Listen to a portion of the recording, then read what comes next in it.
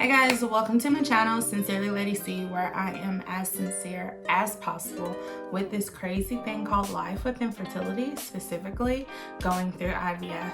And I want to say welcome into the journey. I do have a few more subscribers, so I want to say thank you for joining the faith walk. Thank you for hitting that subscribe button. If this is your first time in, you can go ahead and hit that subscribe button too and join the journey through IVF. So thank you for doing that.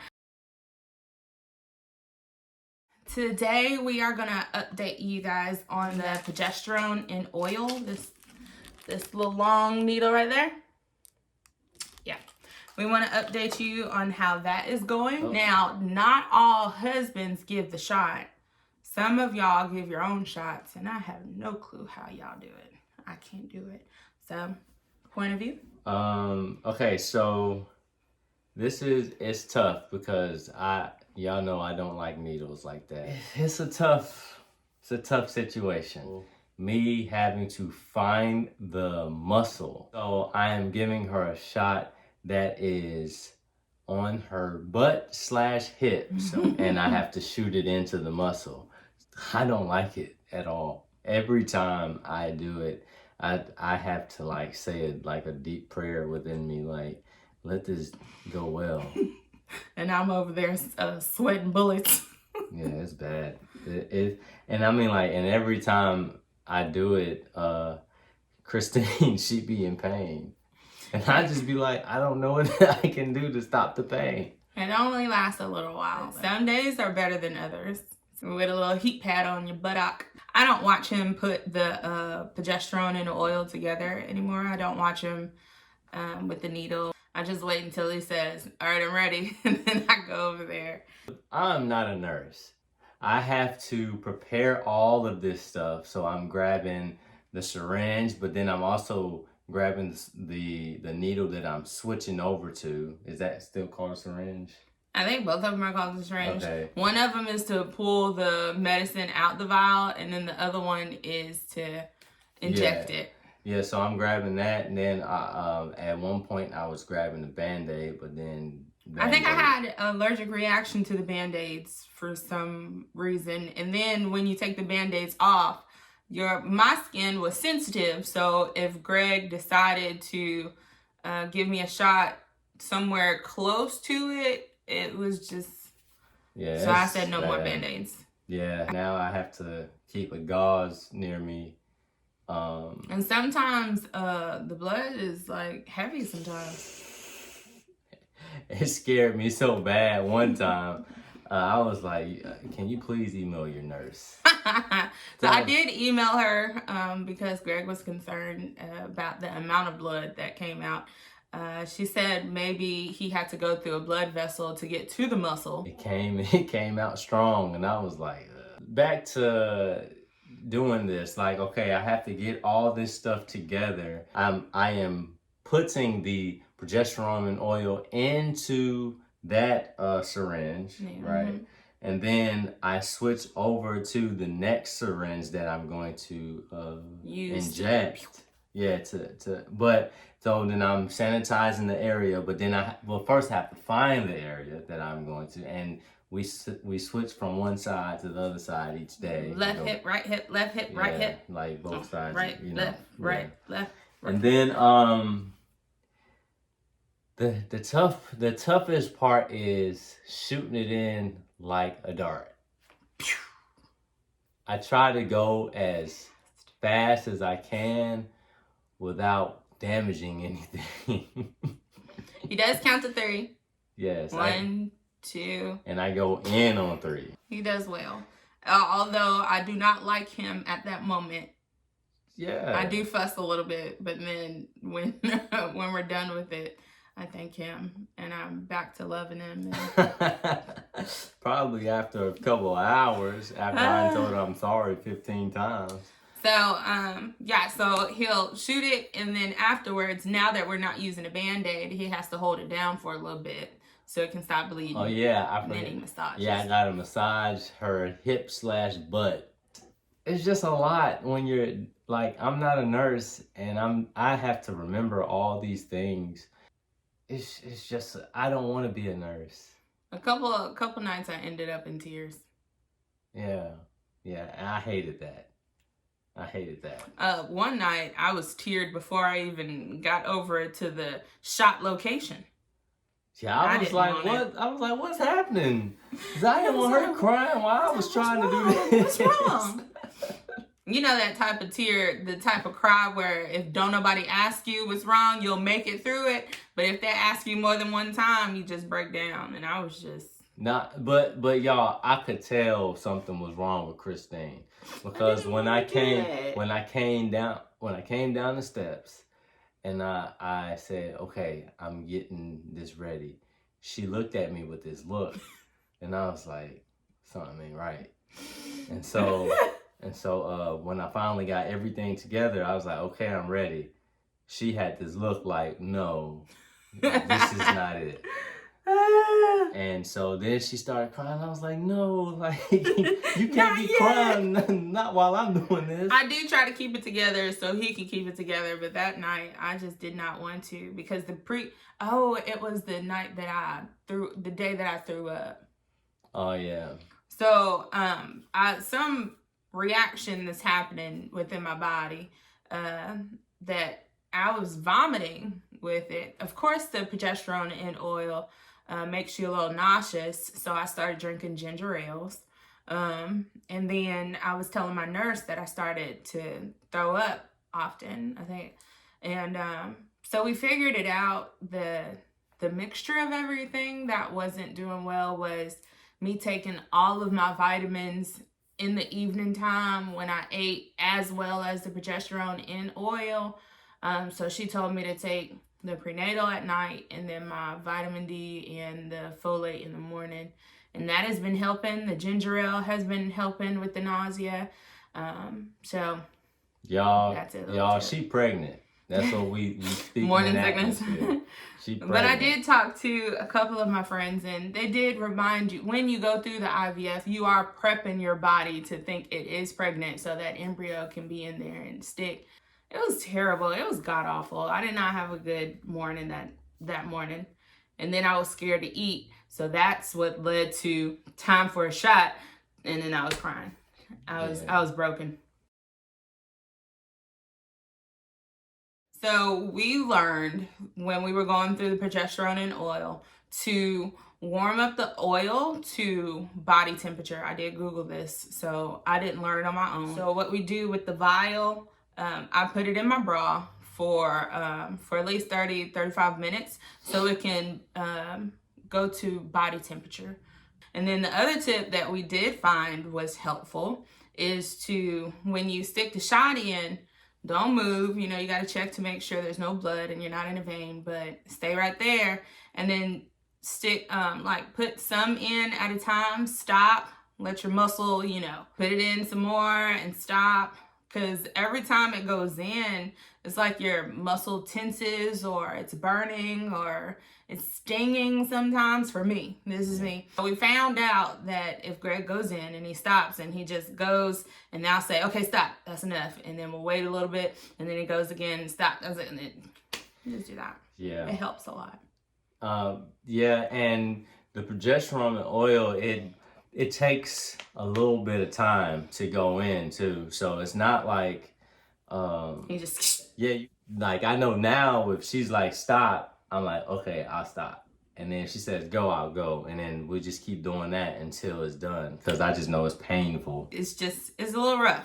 We're getting better at the progesterone and oil. Yeah.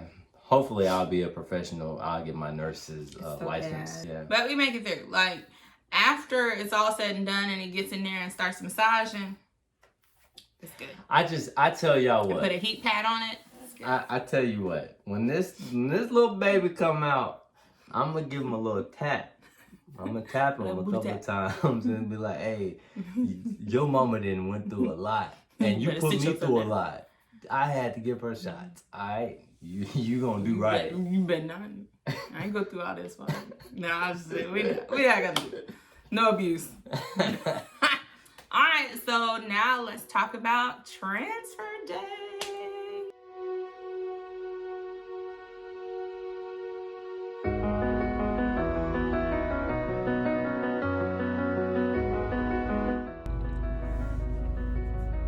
Hey. Nah. I don't know. Well, today is transfer day. Transfer day. Wake, pray, transfer day. Wake, pray, transfer day. Okay, I don't have anything. Yeah, so we are about to go in there and connect with the embryo. The little boy is gonna say, "Hi, Mom." So, how you feel about it? I'm happy. We finally made it here. I'm definitely happy, grateful, and I'm praying that God allows this miracle to happen. I did get cute today. Anything else? I don't have anything else. Yeah, I don't have anything else either. But I'm definitely excited. Well, it's 9:50 in the morning, and we are on our way out. 10 o'clock, we were supposed to be here to prep for the transfer. And I'll be in the bed all day watching the originals while Gregory takes care of me. I'll be the one working. On my behalf. Alright guys, thank you for tuning in. Maybe one day, hopefully one day, if God allows. No, he's allowing it. It's not if God allows. We're gonna have a little baby boy. By faith, we will have a little baby boy, and we will come on here and say that we are pregnant. Alright, thanks for tuning in.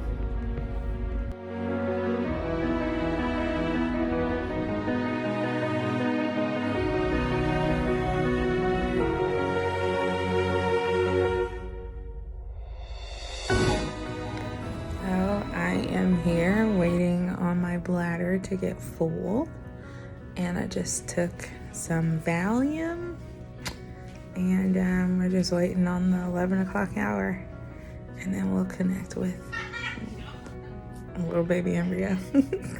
little baby boy. A little baby boy. I'll be connecting with a little Gregory in a little bit. Look at the husband. What up? No, that's not. It wasn't on me. No. Yeah, right there. How y'all doing today? Today is going to be the day that Gregory Dwayne Richmond III is transferred into Christine's womb, and also,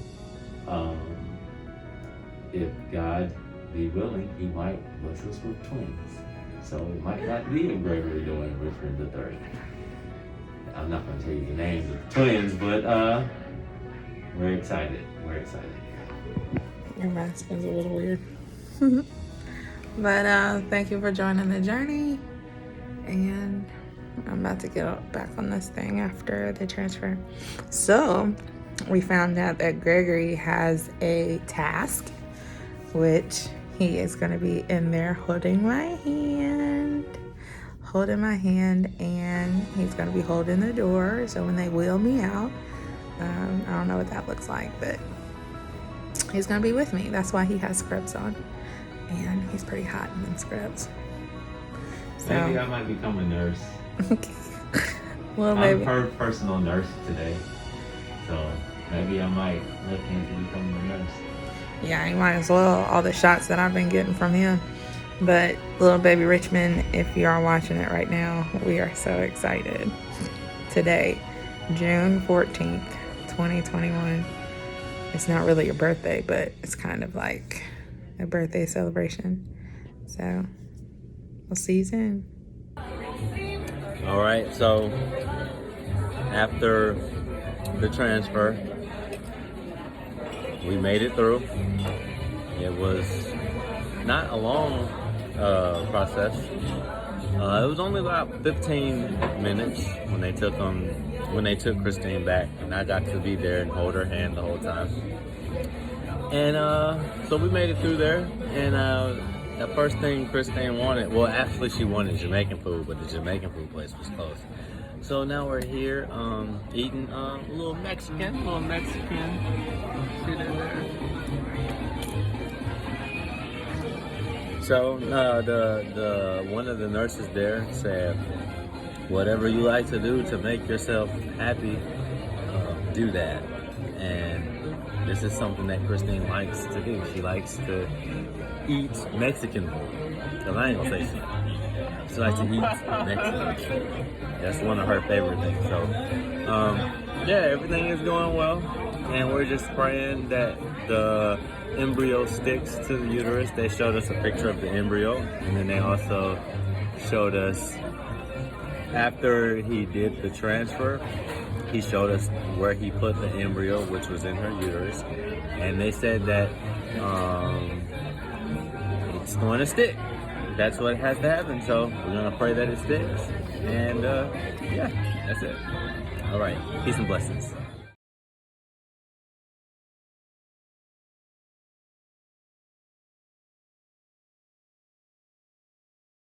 Transfer day. One thing I did like about transfer day is Greg came back with me, and while I was getting a little baby embryo, the little M baby, transferred, I guess, inside of me, Greg was there holding my hand, and that's the part I really enjoyed. Everything else, that was the first time Gregory has been back there for some major, like when I was getting my tubes removed, fibroids removed, or when I had the retrieval, anything. Greg wasn't there back there. I was there. I just wasn't back there. He was in the lobby somewhere. Yeah.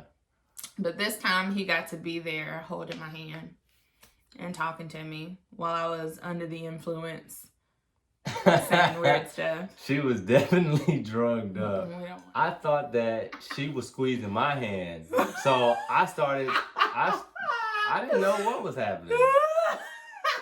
Yeah, so Gregory was squeezing my hand real tight, and I had to tell him, I said, Greg, you're squeezing my hand tighter than I'm even holding your hand. See, he was like squeezing and but I was trying to be supportive of what was going on. And squeezing, and I was like, okay, you gotta let go a little bit. But and he took a long nap after that. He was so tired after he was done helping me. Okay. Like he did a whole bunch of work. Alright, I got you. Alright. The baby was tired. Oh, okay, alright. Well, the nurse did tell us that we were supposed to lay there for like 30 minutes with our feet up. But I kind of laid there in the operation room with my feet up for a little bit. And then when we came out, the other nurse was telling us that you can actually leave when you want to. Just take it easy, not fully on bed rest. And I asked her if I can eat. And she said, yeah, that would help your drugs to, wear off a little bit. So guess what I wanted? Mexican. So we went to the Mexican food restaurant right after transfer. Yeah. And then I was on bed rest, I promise. Yeah, I made sure she didn't do anything. And then Gregory came up to check up on me. And then he laid right next to me for a little bit. She keep trying to talk about me going to sleep. Y'all understand. Y'all don't understand. Through that day. I be going through just as much as she do. But this is what she ain't really telling y'all. It was only like a 10-minute procedure. Yeah, it was super quick. Like, never happened that day. Yeah, she, like, after we were done, she was like, huh? I was still a little bit drugged up, but I had to remind myself, girl, you just got to transfer, sit down somewhere. But I just thought it was funny when they was like, yeah, I just need you to sign here. And she started signing, and it just got slow. She's like, what? But then she said it. She was like, why is this going so slow? It was taking me forever to sign it. And it was just a muscle relaxer. But it had me feeling it. That was the easiest day though. Like, for some reason I thought that transfer day was gonna be like he could have went back to work. Like, I really could have, but like, okay, getting the tubes removed, I understood the pain that recovery was terrible. Gonna be. But like the egg retrieval, like, she was in pain with that too. So, like, you would just would have thought that the big day, yeah. the transfer day, you'd be like, ooh, Nah. You got to remind yourself, sit down somewhere. Even though, like, you got some cramping, but other than that, she could have walked to the vehicle, but they wheelchaired her out there. I was drugged up. Yeah, and that's the only reason why she didn't need to walk. Don't worry about transfer day. If you're going through IVF and you have joined the journey and you're watching my journey, don't worry about transfer day. That's the easiest part of this whole journey. Yep. After the transfer day, I did see some spotting and it drove me crazy, like insane. I had to sit there and get my mind back centered because I felt myself spiraling. But spotting can be a good thing because of the implantation spotting. But it took me all the way back to when I was on Clomid and ovulation shots and praying every single month that I don't see a period, and that little cramp right before you get your period and you're praying, God, please don't let my period come. No. And then all of a sudden when you see your period and then you're just devastated and you have to get yourself back together and you got to find hope again to recycle all those emotions and pray all over again that the next month would be the month. I haven't seen an unexpected spot in so long that when I saw spotting, I was like, oh, no. But then I text Greg and Greg was like, no, we believe in that he's still in there. And then I had to get myself together because it was scary, but it's not uncommon through the process. But just that trigger of emotions came flooding all back to me with the thought of not wanting your period to come when you're going through infertility. Yeah, you got to stay strong during this time period, and you have to be very educated on these kind of things. So women's anatomy. Scared, yeah, it's so many things that can happen during this time period, and the only thing I can say right now is that we're blessed because right now everything is going well.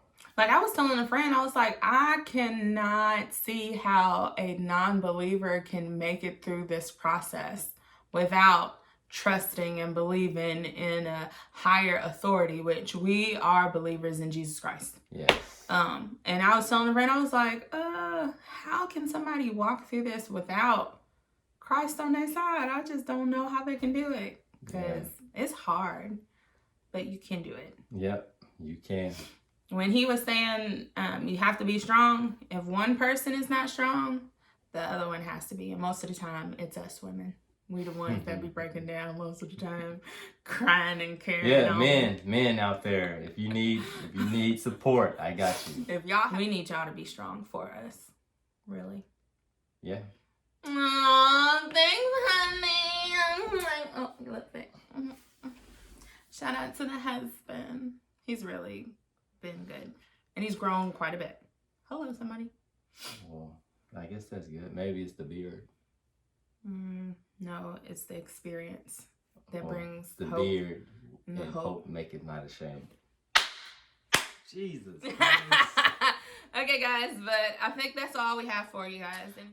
So if you haven't subscribed, please subscribe to this journey and join us by faith that one day that we will have a little baby Richmond to fill up this crib. 1, 2, I don't know how many the Lord is going to allow us to have, or if we have to go through another process of IVF to get more little M babies to stick. We don't know. It's just a journey and a process. Look at the koala. The little koala. It kind of looks like he's barely hanging on. No, it's like a little magnet. My mama gave it to me. Well, my niece kind of, but then my mom, yeah. Keep the faith. Keep pressing on. And make sure you press subscribe. That's good. Talk to you guys later.